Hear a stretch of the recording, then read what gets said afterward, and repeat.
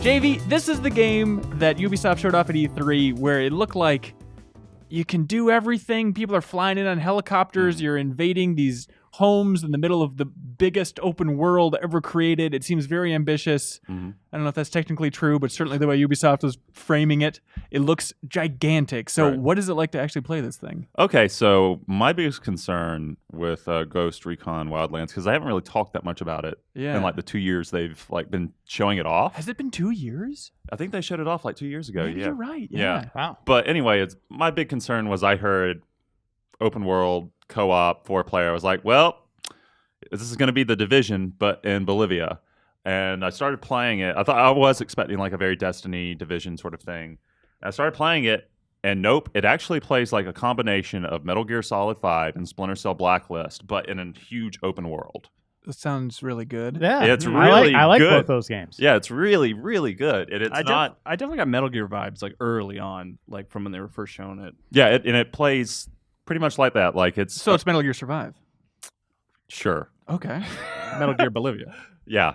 But I got to play specifics. I went to a preview event and I got to play 4 hours of it. The first 2 hours I was on my own with like my AI companions doing the opening missions of the game. And then we got to spend time playing multiplayer with actual like people as my squad mates for like 2 hours late game. And it was like night and day. Because your AI companions are competent, and basically the thrust of the game is you're like doing basically what you do in Metal Gear Solid 5. You're going into camps, you're taking out camps, you're rescuing, or you're getting intel, you're interrogating certain soldiers. And it's one seamless open world. It's where you one just have seamless missions open world. Like, exactly. Like yeah. Okay. And I only got to play with because Bolivia is divided up, and in real life and in the game, into regions. And we got to play with one of the smaller regions. But even, because I spent 4 hours with it, even with one of the smaller regions, I felt like I only saw like maybe half of that landmass.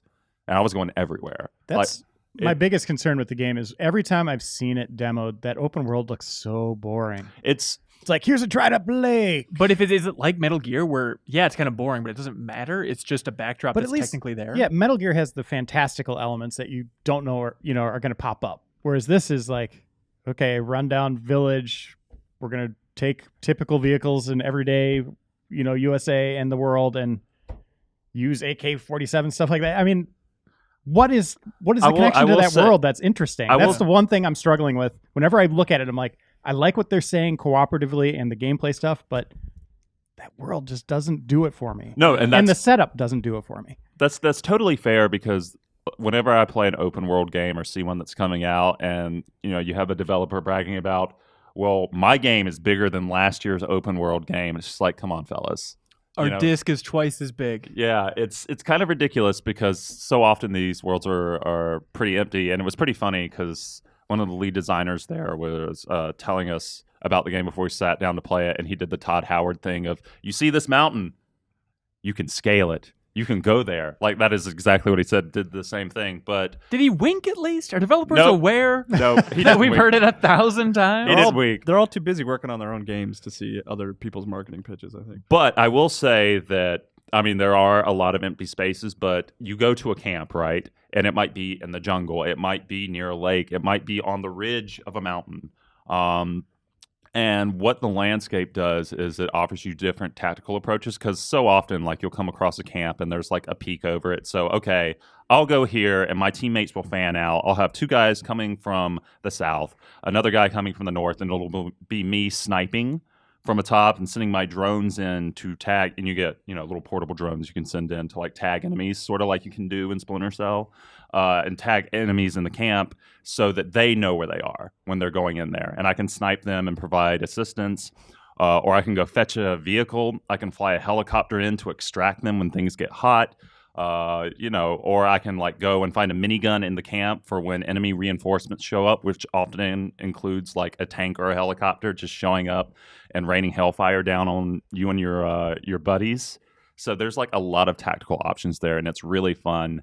And it feels like the best thing I can say about it is so often like side missions, especially in Ubisoft open world games, just feel like chores, like that you're doing to unlock skills or buy equipment or whatever. But in Ghost Recon Wildlands, everything that I did felt like its own little short story where me and the people I was playing with were the stars. It's that very much emergent storytelling thing that was... But is it the same story over and over of just like, we're going in this camp? Oh, yeah, absolutely. But there's still like a lot of room there. Like, there's still, you know, procedurally, it's how you take it, and there are exciting moments that erupt from that. You know, there's like, okay, well, like, we're in a fix here. Our plan has gone to shit. We have to, you know, plan moment by moment how we're going to get out of this mess. And that happens a lot. And, like, honestly, it's just as much fun when you fail, when things fall apart, as it is to, like, succeed, like, to get on the helicopter at the last second and get out of there.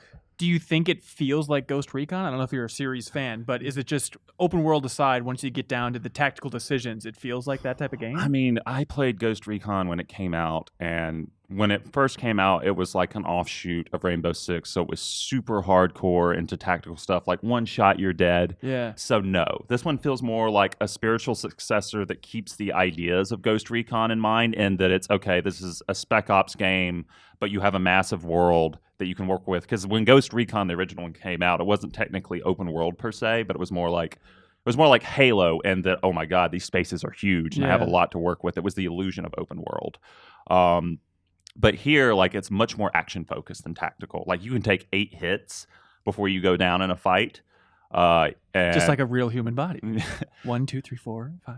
But that's not to say, one of the things I was super worried about, why I was talking about Destiny and the Division beforehand, is I do not like bullet sponge enemies at all usually, especially when they're humans, which is why I don't play the Division, because, you know, if there's a plumber coming at me and I shoot him in the face and he doesn't go down, there's no reason for that. It's just, well, this is an RPG. This is what we expect. Plumbers are tough too, man. Well, Mario's taught us that. Don't play any SpongeBob games, by the way. But in Wildlands, the combat is super satisfying because it is semi-realistic. If you shoot pretty much anyone above the chest, and unless they're wearing like super hard armor, and even then, those guys go down with like 3 or 4 hits, that person's going to go down.